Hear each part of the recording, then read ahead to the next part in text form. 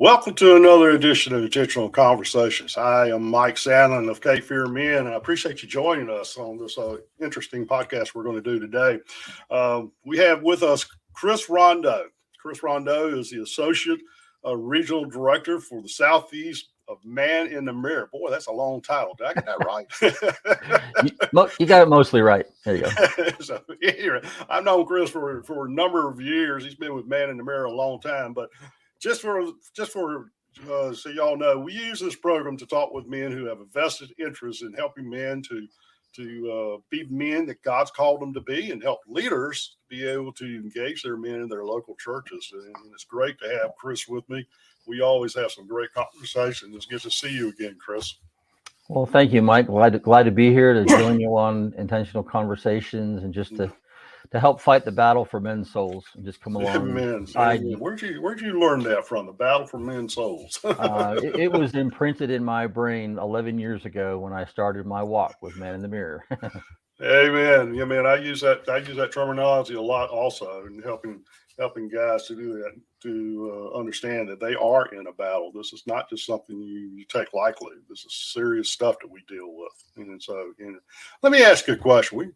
I know there's an area I really want us to focus on, but I want to ask you this basic question that I like to ask all the men's leaders. So, what do you think is one of the biggest issues we need to deal with when we're ministering to men?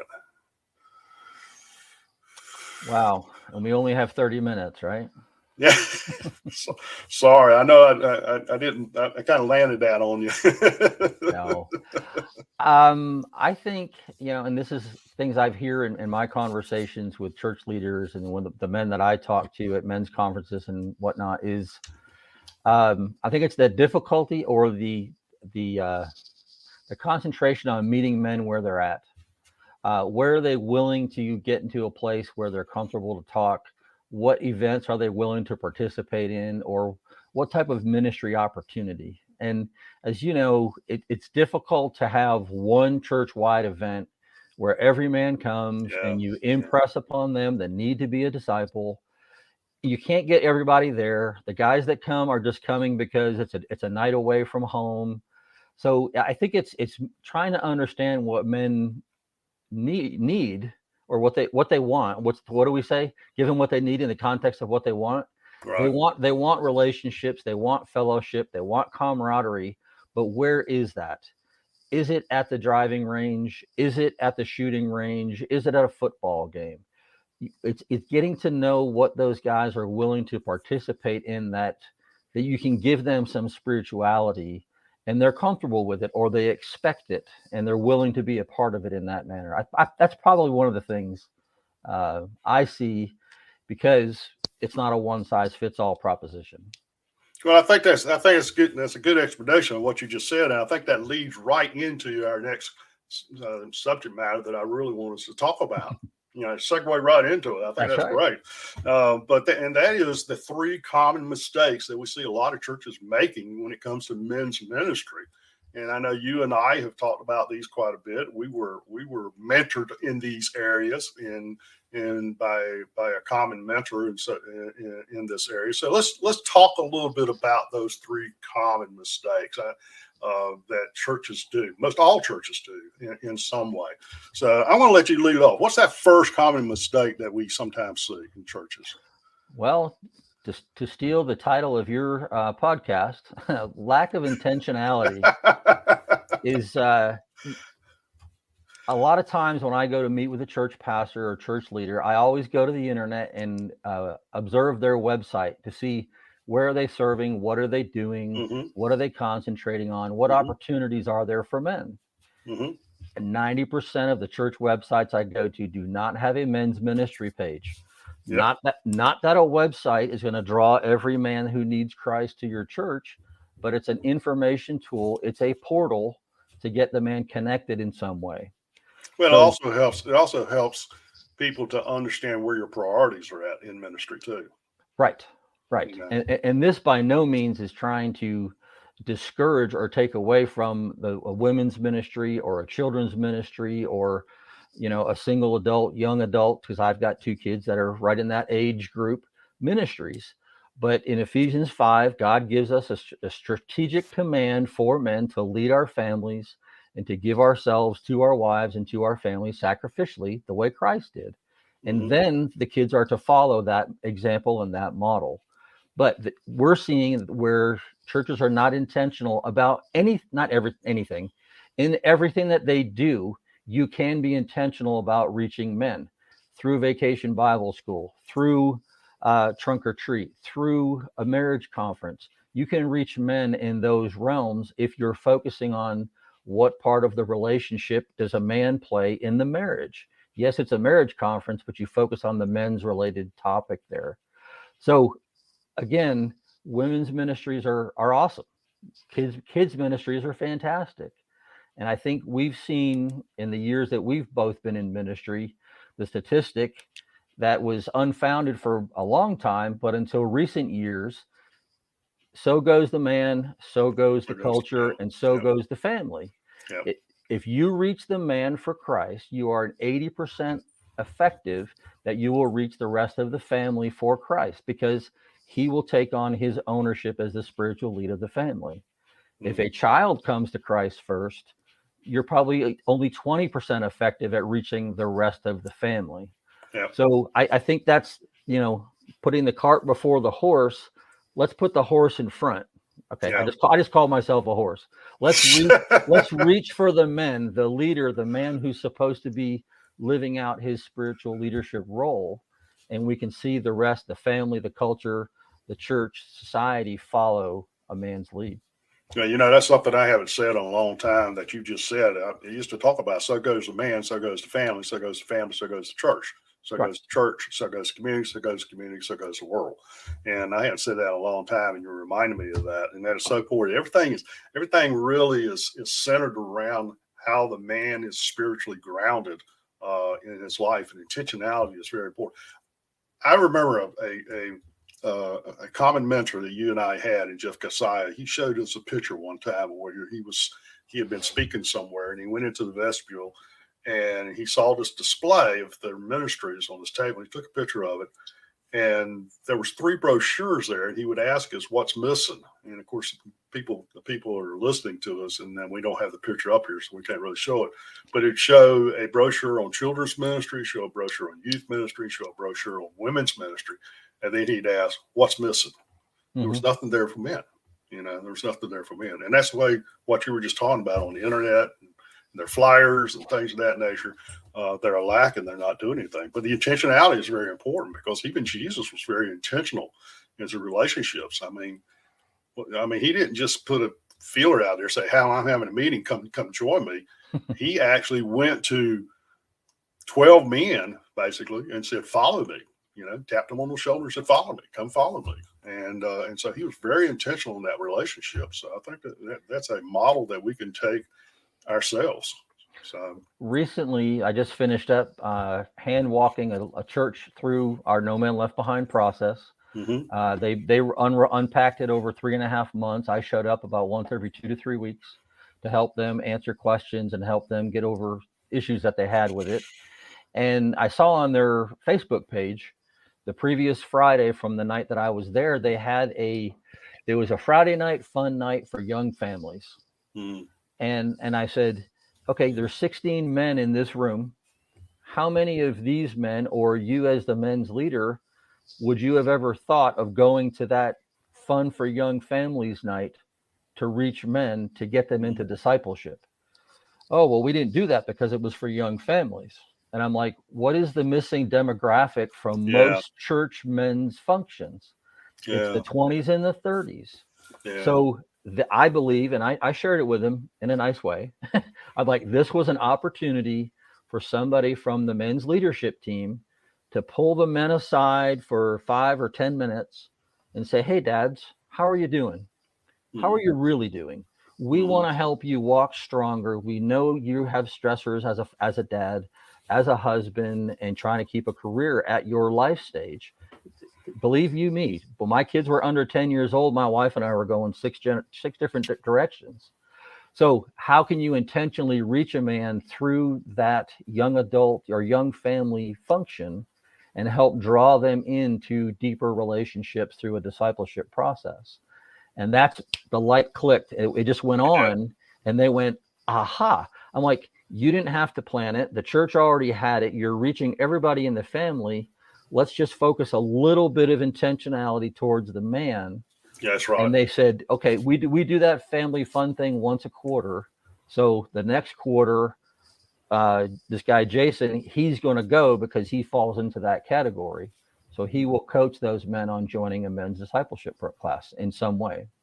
Yeah, super. I was at a church this past weekend speaking, and I had a guy come up to me wanting to know, say, how can I get more men involved in my church? I didn't have time to go into the whole spew about what you just did, but I said intentionality. You got to be intentional with you guys, and I said, and I'd be glad to share more with that. But and I did in my message actually. But that's the whole key right there. Is a lot of times intentionality. That's what changed my life. Was a man coming up on me one day and tapped me on the shoulder and said, Mike, I want you to join me in a study with a couple other guys. And for the 3 years I spent with that group, and it changed my life radically when that happened. It changed my life radically. Well, let's move on, because you talked a little bit about it as you were talking about the intentionality and how to use intentionality to reach it into men and get them involved. But the other thing that we talk a lot about is as a common mistake that churches make is creating multiple entry points. What is an entry point? What are we talking about there? Well, it's not, not every man is at the same spirituality level. Some are new believers, some are mature believers, some are retired pastors that are in your church. So everybody is at a different mile marker, to use the highway analogy. We're all at different mile markers. We all get on the highway at different points. So I became a follower of Christ at age 21. I met some guys last weekend that accepted Christ at age 40. Again, you can't do one thing that will reach all of the men. So as the No Man Left Behind model uses, there's 5 types of men in your church. If you can help reach a man at his spiritual condition, his spirituality level, whether it's unsaved, non-committed to Christ, in a cultural realm, the biblical Christian, or the servant leader, and on top of that, the struggling man. Those are the 5 types of men. And if you can reach them with a ministry opportunity for the struggling person, we've got COVID, we've got aging, we've got illness, we've got job loss, we've got money woes. If you can lead a discipleship avenue in one of those areas, you can reach the hurting and struggling men. So if you know your players, where they are, and I just gave another answer away, if you know your men and where they are on their spiritual condition, you can minister directly to it.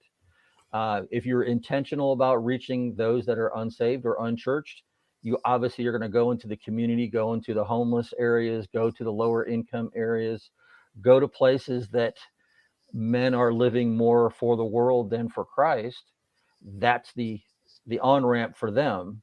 And it could be a recreational event that draws a man to come to a church. It could be, I actually used this past weekend. I said, if you're going to do an ecclesiastical study in the Hebrew language with an attachment to the Vulgate language of the original King James Bible, you're not going to draw most unsaved people into that study. In fact, you won't even draw a lot of your men who are solid, who are good Christians into that study either. There's just something about this. Is so often we put out these studies and that we're going to do, encourage men to attend them, and there's nothing wrong with that. But there's only a select number of guys that you're going to actually connect with, and so you've got to use other areas to get them together, start gathering them together. Right. So, and, the simpler illustration would be, if you knew that 60% of your men were having struggles on spiritual leadership in the home, would you go have a Dave Ramsey study on finances? Yeah. Probably wouldn't really make a big impact on those 60% of those marriages. But if you can speak to the man about reading the word, seeking God in faith, taking steps of leadership, mentoring those in his family, those would probably help him more adequately. Those are better on-ramps towards discipleship than the Dave Ramsey study. Nothing wrong with the Dave Ramsey study, but if you know your men are struggling with problem A, let's address problem A. Well, the interesting thing is what I really encourage a lot of men's leaders, and I said, and that's the reason why leadership team. And we're not going to talk about leadership team today. We may a little bit, but not in the extent that we need to. But a lot of times when we're talking about connecting with the men, you got to have that one-on-one connection so often. Invite a man to go get a cup of coffee with you, or out to dinner, or lunch, or something. The interesting thing about connecting with you guys is not so much the fact of a leadership team doing things to bring a lot of your guys together, but taking the initiative, taking the intentionality that we were talking about earlier, and going out and having that one-on-one meeting with them to, like going to a coffee shop, going out to eat or something of that nature, taking them to a ball game or planning ball games. And then when maybe you can do those group gatherings where you're doing all kinds of stuff. There's things that guys like to do all the time. And one of the things I caution leaders to do is, so often churches will do things that the leader likes to do, which primarily is going to probably be a golf outing, and that becomes the outing that men do once a year. Well, not every man in your church is a golfer. I hate to tell you that, but they're not. Right. I'm sure you possibly got some hunters, you got some fishers, you got some guys that love racing, and then some of them may cross over, but the point is, you need to do something that attracts every man in your church, all types of men, as we like to say sometimes. Right. It's finding out what they're willing to come to, and giving them that opportunity. And I think most men, even if they're from society and they're not churchgoers, I'll just use a trunk or treat. If they come to a church for a trunk or treat, a safe place to bring their kids to get dressed up and have fun for a few hours, if it's at a church, they're probably going to expect to hear something spiritual or on the biblical sense. So use that as an opportunity to share them or give them some hope to want to go deeper.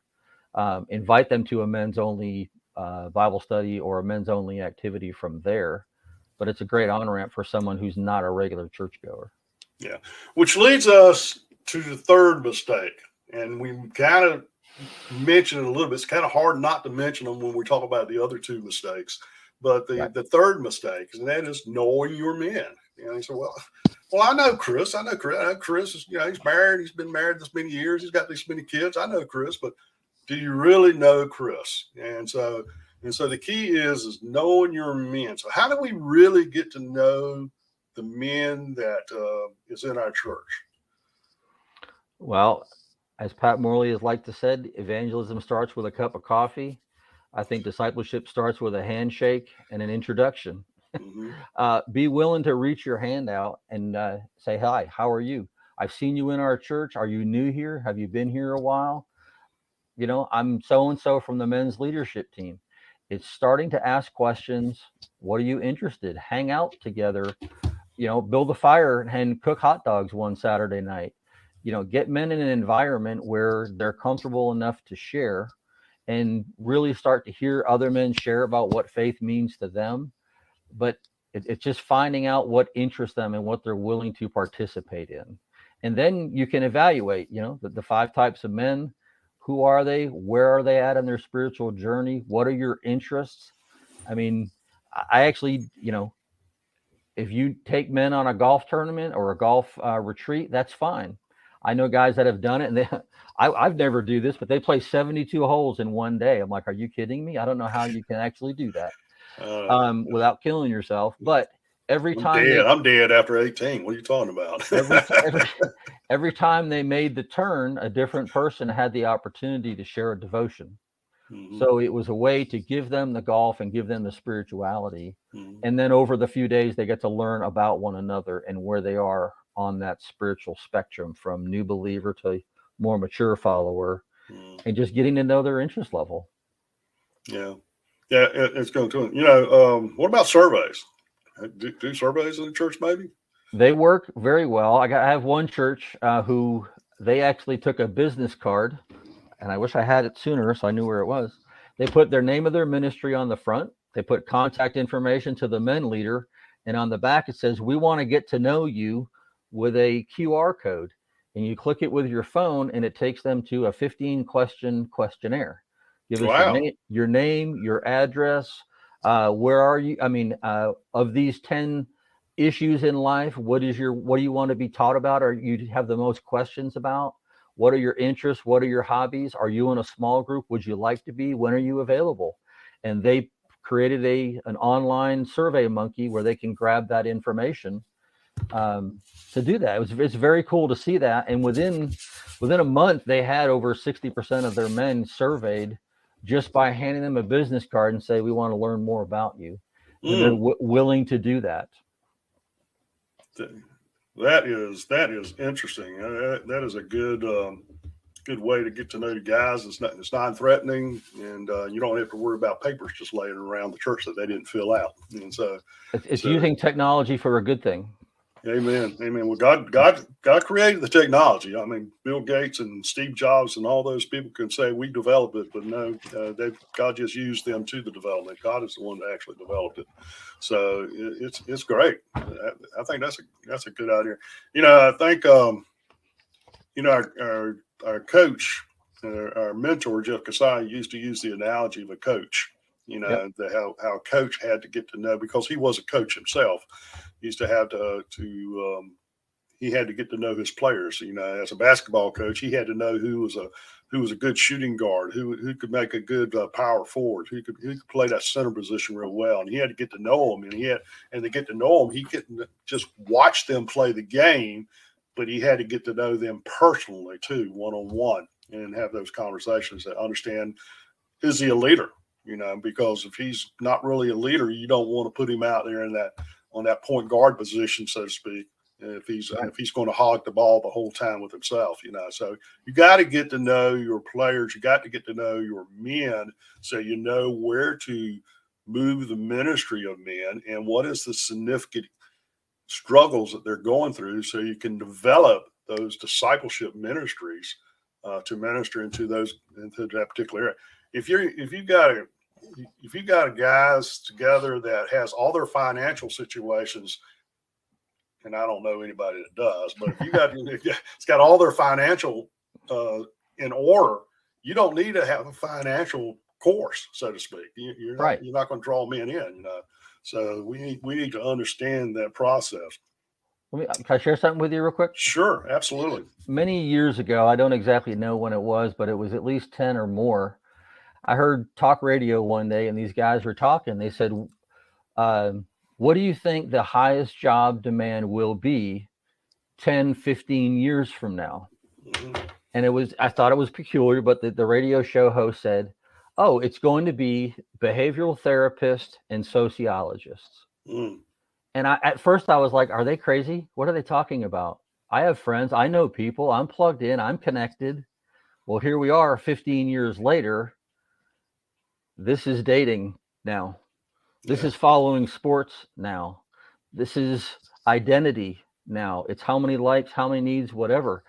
The tangibility of contact and talking face to face, shaking hands, hugging necks, hearing the vibration from our voices, the intimate relationships are no longer there face to face, the one-on-one or the eyeball to eyeball. Mm-hmm. And that's the way culture is going. So I want to share with you real quick. We actually have just created something. You may have heard of it, but it's the ritual journals. Yep. This is a intentional way, to use the word, to get to know your players, to get to know your people. This was mainly designed by our Mirror Labs team to connect with the nuns, meaning the nuns, the guys that are not associated with a church, but they want relationships. Or the duns, the guys that are done with organized or corporate religion, and they just don't want to go anymore. Mm-hmm. So it's perfectly made for a mentor, a man, to take the step of faith, to take the risk, to go invite 5 or 6 guys to his house every Sunday afternoon or once a week for 5 weeks, and talk about the 5 core areas of life. Believe it or not, this is not a Bible study. This is a guide to building relationships and getting to know one another. The topics of discussion are health, origins, relationships, vocation, and soul. This is the first of probably 6 or 7 journals that we're putting out, but it's the first step to getting to know a guy and talking about those 5 things. Once you start to know him and understand those, the next journals are going to be going deeper and deeper into creating more of a spiritual, personal guidebook for that man's spiritual walk. It's very cool. It's actually been going over really well. Right now, you can buy 2 of them. If you go to the Men in the Mirror site, go to the one-on-one tab, you'll see the ritual journals there. You can buy 2 hardbound journals for $40. It's a great opportunity to get to know guys and give you that easy questions to start a conversation. Oh, that's super. That's super. Yeah, I heard about that not too long ago, and I think that's a great tool that we can get into the hands of men and leaders in dealing with this. Well, Chris, we are coming up on our time, and we need to start wrapping this up. I think this was a good conversation that we had, actually about the 3 common mistakes, and so I want to kind of throw it out there to the listening audience, these questions that we talked about, and that is, how intentional is your church in reaching and discipling men? Look at that and think about that. Secondly, is how balanced is your approach in reaching all types of men? I know, Chris, you talked about those 5 types of men. I don't know if we actually named those 5 types in our conversation. You want to talk? You want to real quickly mention what those 5 types are? Yeah, I gave him a little bit of a different definition than what you're used to. But one is the natural man, the man who has not accepted Christ. Then there's 2, the cultural Christian. He's the guy who's just inside or just outside the door. I like to say he's accessorizing Jesus in his life. The third is a biblical Christian. He's serving, he's giving some of his time, but he's still asking God, what's in it for me? And the fourth is what we call a servant leader, a disciple maker. He is the guy who is pouring into others. He's behind the scenes. You may not know them because they don't want to be recognized for what they're doing. And the fifth is the hurting or the struggling man. Like I said, we're all going through some struggle at some point in our lives. We're either coming out of it or going into the next struggle. But the struggling man is the fifth of the 5. And if you can understand your men and where they fall on that spectrum, we find that you're more effective at growing them to the next stage of their spiritual maturity. And actually, that 5th man that's struggling covers the other 4 men that you mentioned too, because they fall into those groups in some form or fashion. And That's right. and that's the reason why the last question I'm going to pose out to you guys from our conversation is, what are you doing to get to know your men? What are you doing to get to know your men? So I think this was a good discussion, Chris, that we had today, and I appreciate your time and your insight on ministering to men on these 3 common mistakes. So I want to ask you real quickly as we start to wrap up here. Just take about a minute. What do you think? What is your thoughts, and what is the one thing that you want to encourage leaders of men's ministry or men in general as they move forward today? Wow. The thing that's been on my mind, it's a little bit off of the topic a little bit, but I think we can all look at ourselves at whatever stage of life we're at and question, am I able to mentor somebody else? I still have struggles. How can I help somebody else be more of a Christian if I'm still dealing with A, B, or C issue? Well, I think it's really been profound in my mind the last 6 months or so. 1 Corinthians 10 talks about everything is permissible, but not everything is profitable. So we need to pick the behaviors and the attitudes and the things that we want to do that are profitable for the body. You can do 10,000 things in your church for men, but are they providing value and drawing men closer? But when it comes to behaviors, if you look at 1 Corinthians 11:1, it says, imitate me as I imitate Christ. Mm-hmm. I'm not going to be perfect at it, but I'm going to do my best to try to imitate what he's taught us through the scriptures. So I'll encourage you, do your best, focus on where guys are struggling, try to meet them where their needs are, and grow them to the next level. And the last thought would be, have you become, at the current stage of your life, the man that you wish you had in your life as a mentor 20 years ago? I think that is something to drive men towards, to say, I want to be a better mentor now so I can help a younger man become a better younger man and not deal with the issues that I have. So I would say those are my takeaways for this conversation. Amen. I think that's good. And folks out there, if you want to know more about what Chris does in the ministry of Man in the Mirror, I encourage you to go to maninthemirror.com. There is a lot of information out there that you can glean from to help you become the leader you need to be, or just encourage you to be the man that God's called you to be as a leader in the home and in your church. So I encourage you to do that. If you want to get up with Chris himself, I'm sure Chris would love to have a conversation with you. You can reach out to him at chrisrondeau@maninthemirror.org. And if you don't get that, just go to Man in the Mirror, and you'll be able to find a list of the directors and staff people there that will get you the email also. So any other way they can get up with you, Chris, that you want to share, or anything else in that area as far as contact? No, that's the best, most effective way to do it. If you want to see me and get to know me, I'll see you at an Iron Sharpens Iron conference soon with Mike. Oh yeah, man, we got 2 coming up in North Carolina, and this spring, March 18 in Wilmington, North Carolina, and April 22nd in Kannapolis, North Carolina. Go out to capefearmen.net. Go to capefearmen.net, and you can find out all about those 2 conferences. And if you want to know more about what Cape Fear Men does too, you can find out. If you want to get up with me and have a conversation and talk about anything, or have me come speak at your church or to your men's group, you can reach me at mike.sandlin at capefearmen.net.